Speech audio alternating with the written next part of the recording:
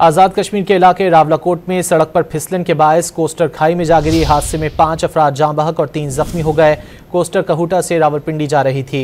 Police के मुताबिक रावलाकोट के सयाहती मकाम रजडना में कोस्टर सड़क पर फिसलन के बायस ड्राइवर से बेकाबू होकर 200 फीट गहरी खाई में जा गिरी।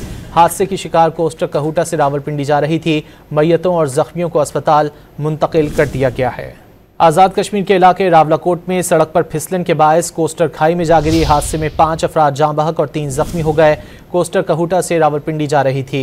पुलिस के मुताबिक रावलाकोट के सयाहती मकाम रजडना में कोस्टर सड़क पर फिसलन के बायस ड्राइवर से बेकाबू होकर 200 फीट गहरी खाई में जा गिरी।